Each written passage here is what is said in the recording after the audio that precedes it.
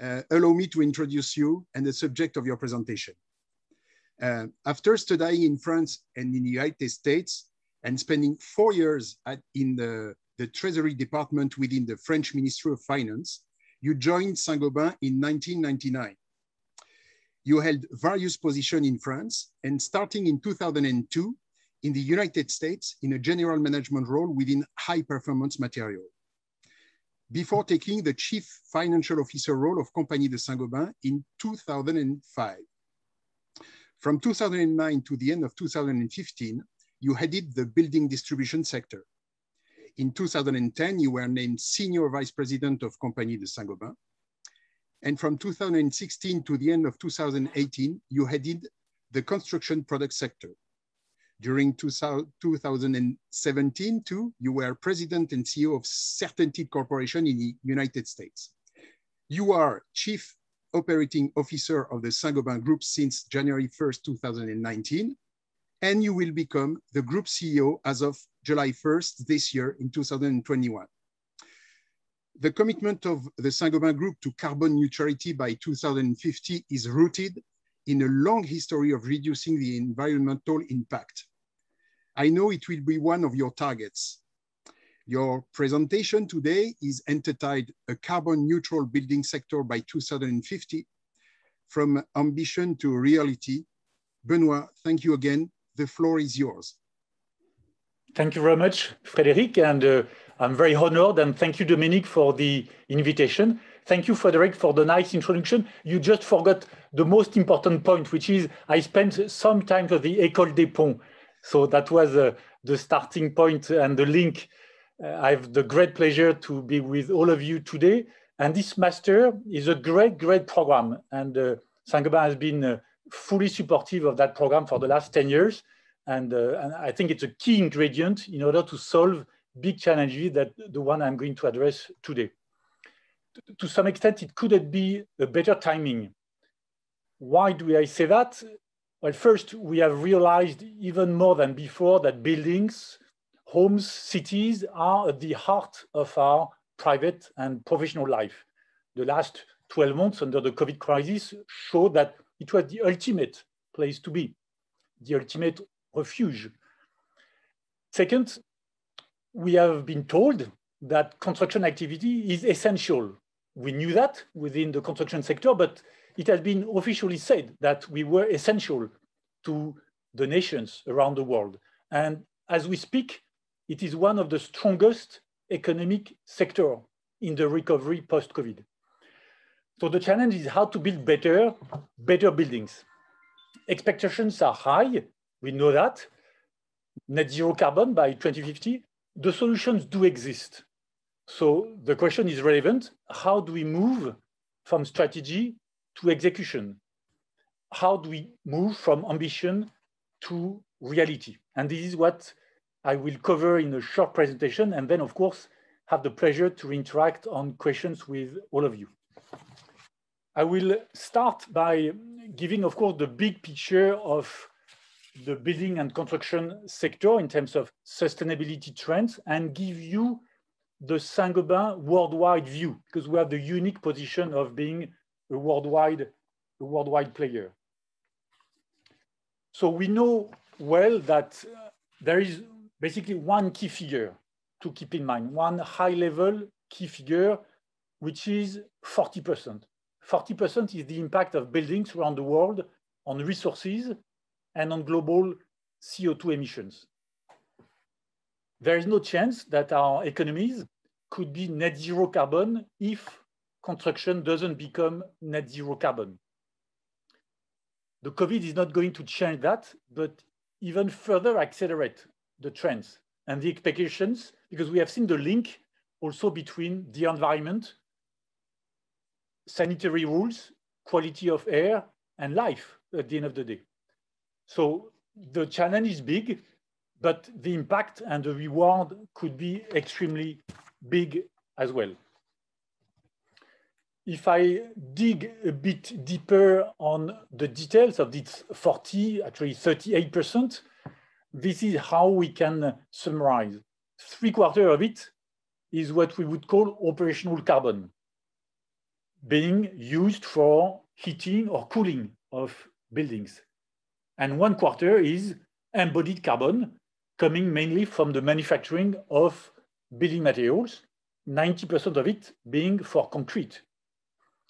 Within Saint-Gobain, we are exposed across all that because we serve both the residential and the non-residential markets in 70 countries around the world. Now, if I summarize also from this 40% big picture, two types of challenges, if I simplify, if you allow me to simplify a bit. First, within the developed economies, we know we have an aging building stock. So the main challenge is energy retrofit, energy efficiency of buildings, and how to transform the existing building stock. On the other side, in emerging markets, there is a huge need to accommodate a fast-growing population. We know, for instance, that we are going to almost double the urban population in the next 30 years, from 3.5 to 7 billion population inhabitants in cities, in big cities. So the main target is to build fast and to build better with low carbon or carbon-free materials, and therefore replacing a good portion of cement and move into lightweight construction. Across the board, of course, the question of circular economy and fewer resources to build, in particular virgin raw materials, is paramount. And we have to tackle the circular economy and address those solutions. If we do that using solutions, and we have solutions, I will elaborate on that within the Saint-Gobain offer, will target both the operational carbon by changing the energy use of the different buildings, which is at the heart of the developed countries. And second, the embodied carbon, basically moving into light construction. Why do I say that Saint-Gobain is at the heart of the solution? To some extent, this is all our business. All our business is around the construction, the building sector. We have products, we have services, we have solutions, we have digital expertise, we have all that across the spectrum of activity within Saint-Gobain. We also have a unique position, which is a unique history for more than 350 years and a long experience across many, many aspects, cycles, and countries. And the third point I would like to highlight, because I think it's very important if we want to be successful on this net zero carbon challenge, is that we as a worldwide group corporation, we are used to benchmark, to sharing best practice, moving innovation very fast from one country to the other, and accelerating the pace of innovation and solutions. A few highlights on Saint-Gobain. We are, as I said, in 70 countries. We moved 3 years ago to a pure local organization by country, leveraging the full spectrum of the offer of Saint-Gobain towards construction markets country by country. And we know in our construction space, the needs, the customer habits are local by nature. On top of those local country organizations, we have global R&D and global scale. I give you one example. We have 6 R&D centers in the 6 main countries of Saint-Gobain around the world. 3 in developed countries, US, Germany, and France, and 3 in emerging countries, Brazil, India, and China. On top of this, we have a large presence across all the value chain. We talk to architects using building science. We use, of course, BIM objects. We have our manufacturing presence of building materials, and we have more than 4,000 outlets as a builder merchant to distribute the materials. A few examples, what it means for us: close to 90% of the 400,000 craftsmen in France do trade with our sales outlets on a daily basis. We have more than 350,000 of them into the Saint-Gobain accounts. That means that every single job site in France, on average per year, it's 700,000 to 800,000. Every single job site has Saint-Gobain products or products that we have bought within Saint-Gobain outlets in France. And last but not least, of course, we have decided in 2019 to pledge for carbon neutrality by 2050. Our chairman and CEO, Benoit, did that during the Climate Action Summit at the UN in September of 2019.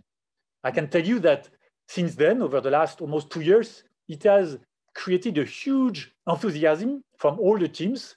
All the teams are fully engaged, and we are strongly on the way towards this net zero carbon position. Our purpose is making the world a better home. Of course, you can immediately feel that sustainability is at the core. It is the better home. And of course, home is buildings in a large sense of the word. This purpose was created, was shared, was explored by more than 20,000 of our colleagues within Saint-Gobain around the world. It has a very, very high adoption. Everyone wants to live, to embody the purpose. It is our lighthouse for short-term actions and decisions, and also, of course, for long-term actions. So we have our own road to carbon neutrality. And I would say there are two lanes of this road. The first and the most important one is that we are a solution. We provide solutions for our customers, whether they are small craftsmen, building owners, architects, large contractors, residential, non-residential customers. We design, we manufacture, we distribute solutions that help reduce what they decide to build. And one big example, it takes only 3 months to recover the CO2 emissions that we have used to manufacture our products in terms of CO2 savings within the buildings where we have put our products. It takes only 3 months. And you can see the magnitude of the avoided emissions of CO2. It's more than 1 billion tons of CO2 that we can avoid leveraging and using our products. So we are with that solution to decarbonize buildings.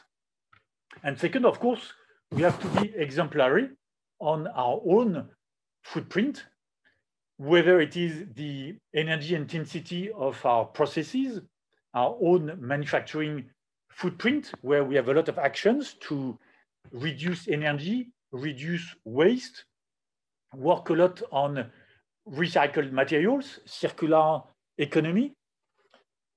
We highlight and share with you the seriousness and the long-term commitment that we have on this topic.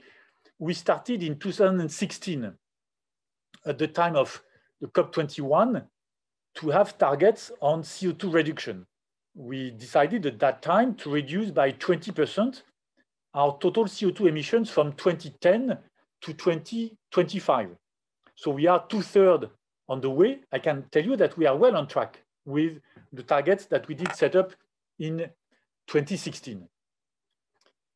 In order to make further progress, we decided in 2019 with this net zero carbon by 2050 to give ourselves another milestone by 2030 to make sure that between 2019 and 2030, we would be with a significant progress on our way towards carbon neutrality by 2050. And this has been shared with all our stakeholders. We pledged that at the UN.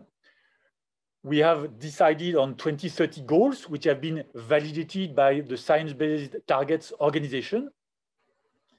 And interestingly, also enough, we have, since 2016, set up internal carbon price. And I think we are quite unique to have two sets of carbon price. We have one for our manufacturing capex, what we decide in terms of plant, what kind of furnace, what kind of burners, dryers we use for manufacturing plasterboard, flat glass, etc. That was 30 euros. And 6 months ago, we moved it up to 50 euros. And we have a second carbon price, which used to be 100 euros, and it's dedicated for R&D. R&D are more 5-10 years projects. And recently also, we moved it up to 150 euros. And I can tell you that internal carbon price, it did drive different decisions on what kind of source of energy we should use. It does change the payback of some projects. If you use 50 euros for CO2 price versus 0. So it did help us to make the right decisions on our way towards carbon neutrality. And last but not least, also, we have committed to have 100 million euros of capex, additional investment per year, whether it's on R&D, whether it's on processes, in order to accelerate and be on par with our 2030 and 2050 target. So that's our seriousness on the road for carbon neutrality. Big topic is solutions for our customers, and of course, on our own carbon footprint for scope 1, 2, and 3. Now, I said we are providing solutions for our customers. And indeed, we have more than 60% of our total turnover worldwide, which is bringing solutions to lower the CO2 emissions of our customers. It is sustainability, so protection of the planet. I will come back to it. It is sustainability for the end customers in terms of well-being. And second, performance in terms of productivity, particularly for our customers. So the solutions do exist today, and we are a solution provider. And this is strategically how we position Saint-Gobain as a solution provider towards sustainability and performance for our customers. Just a few examples of that.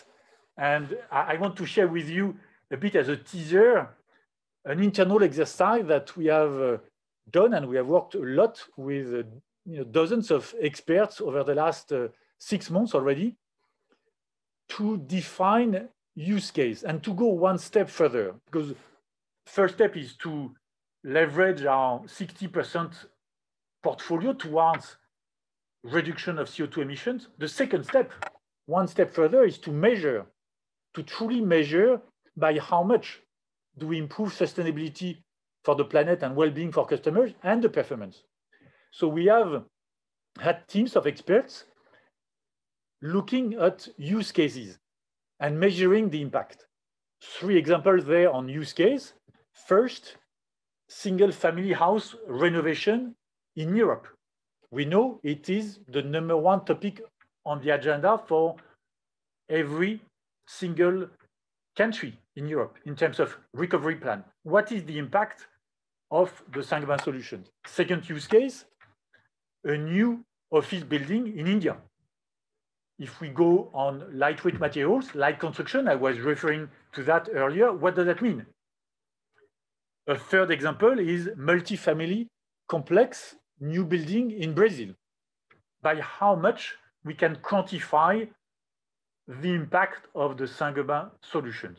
So to highlight also the impact it has for us, we will have a full day with our investors in early October, a full day after that with all our journalists in early October, and we'll share in depth the use case, which are the pillars of the Saint-Gobain strategy going forward. So in confidence, I wanted to share with you, as a teaser, I would say, some of those examples that we are going to present in details with a lot of building science behind them. Now, of course, the reality is that we are not yet there. So there are some barriers to overcome, and I would like to share on renovation and new construction, what are the barriers we need to overcome. There are some barriers, of course, within the developed countries. It's not on the technical side. The solutions exist. I've highlighted the impact. The solution exists, and we know we can measure and we can prove the benefits to the customers. So the question is how to accelerate and transform that into reality. The number one is, of course, to turn the intention into action. There is, as we speak, a big debate in France, the parliament, on how to make it live, how to make it fast, whether it should be obligation, whether it should be incentive, whether it should be norms, whether it should be tax support. I would say, for me, what is important is that we have a robust system, that we have a highly visible system, easy to explain, easy to understand for craftsmen, for end customers, and a system of public support which is stable during a long period of time. So robust, visible, and stable. Second, we need to reduce complexity along the value chain. We know the value chain within buildings is quite complex. We have the ambition, we as Saint-Gobain, if I take France, to have the position of the one-stop shop for single-family renovation. I illustrate that. We have a website, Ma Maison Saint-Gobain, so my Saint-Gobain house, my Saint-Gobain home. Today, we have 15 million visitors on our website. That's for end customers, B2C customers. We put them in contact with craftsmen, B2B customers. Craftsmen that we have trained. We have trained 50,000 of them, RGE, experts on sustainable buildings. And those craftsmen, I told you, they have, for more than 80% of them, they have an account within our distribution outlets. So we have trained them, we give them credit, we give them advice, technical advice, and we sell the Saint-Gobain products with our building science coming from R&D. So you can see that we have the full scope of the value chain. I think the more we can capture that, the more we can work together along the value chain, the better. Last point, workforce shortage. It's a big topic, both on the technical side, how to train them, and how to attract. I think building is something fantastic in terms of job. You can show it to your family, to your kids, to your wife, to your parents, to your husband if you are a lady. This is a fantastic place to work.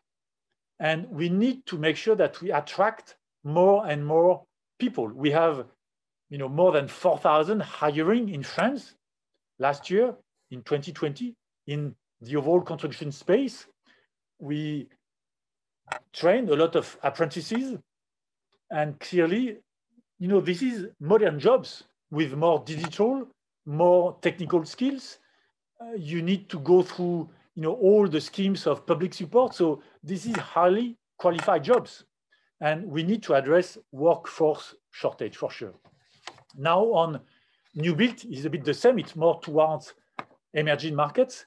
Here again, we need to have robust standards and construction codes. It's not always the case. Second, we need to work on affordability. We have programs for that in emerging markets. I give you two examples because, as a manufacturer, for us, scale does matter. The more you can scale, the more you can standardize the products and reduce the cost. Two examples. In the very early 90s, after the fall of the Berlin Wall, we were the first to move into Eastern Europe, into Poland. We have now several float lines in Poland, making huge manufacturing of glass. And Poland is now the #1 player in terms of windows manufacturing, high efficient windows. This is a way where, over the last 40 years, a big, strong manufacturer like Saint-Gobain could move into a country, lower the production cost, be efficient on innovative products, and make products affordable. Another example in India, today, this year, we are going to add a 6th float line for glass and a 6th plasterboard plant. So leveraging the scale and reducing the cost of those light construction materials.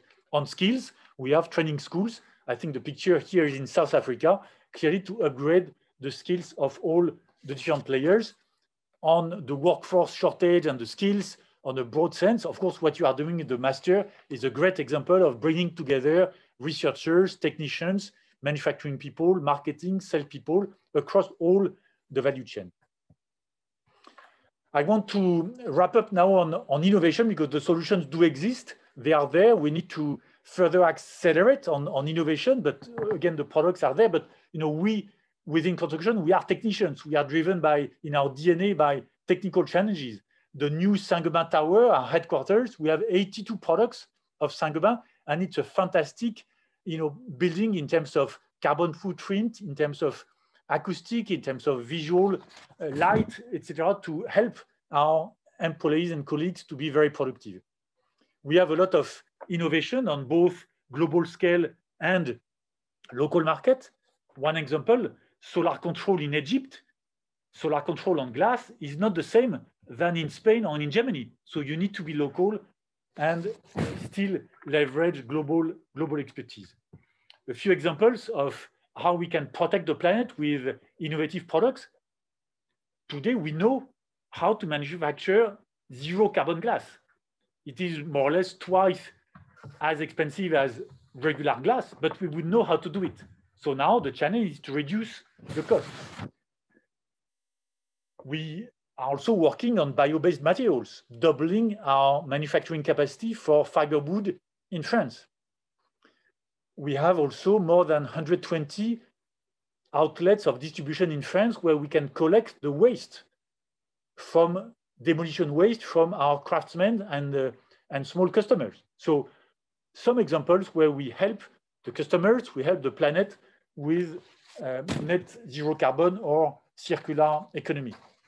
On well-being for the customers, some examples, it could be natural light, acoustics, thermal comfort, indoor air quality, many good examples where we can measure the impact of a good building towards net zero carbon.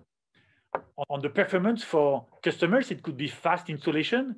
We moved into modular construction for wood construction in Germany some 6 to 9 months ago. We have new partitions on the bottom left of the slide for new partition with 40% less steel frame between plasterboard and insulation in France. It's a new system combining the products and saving on the CO2 from steel. We have 3D printing in the Benelux, and we have some new interesting solutions at the bottom right in Norway. So I think, again, the productivity, the trust we can put into some of the solutions is there. One important factor to be successful is clearly digital. We have seen the importance of digital during the COVID. The construction chain is very fragmented. In order to make true productivity gains, in order to align the common objectives of all the players, we need to use digital. Digital is a great way, very efficient, very transparent, to share information in real time. So this is the way we are going to make the overall value chain much more efficient. We can use digital on the job site with BIM, on the recycling of materials. So clearly, digital is the essence on how to bring together all the actors. And to some extent, when you think of the revolution of the car industry 40 years ago, there was no electronics in a car. There was no digital. It is coming now in buildings. We have seen the revolution of use of electronics, of digital in the car. It's coming in the building sector. And my last slide is, I would say, a big ask for the goodwill of everyone, for the goodwill of all the players to work together, clearly to interact within the value chain on a very collaborative way, from the architects, the building owners, the contractors, the manufacturers of building materials, or the distributors, the builders merchant, the city planners. We have had great examples of interaction with the city of Stockholm in Sweden on how to renovate fast thousands of apartments. We have great interaction, for instance, on a school renovation in Abu Dhabi in the Middle East. So we have seen how powerful could be a strong alignment in terms of collaboration along the value chain. So this is my wish, and this is also my ask for Saint-Gobain, for all the Saint-Gobain teams, to play a big role and to take the lead on how to collaborate and to help collaboration along all the value chain, because we touch all the points on the value chain. So thank you for your attention, and I'm ready now to answer any question you may have on any topic. Thank you very much. Thank you.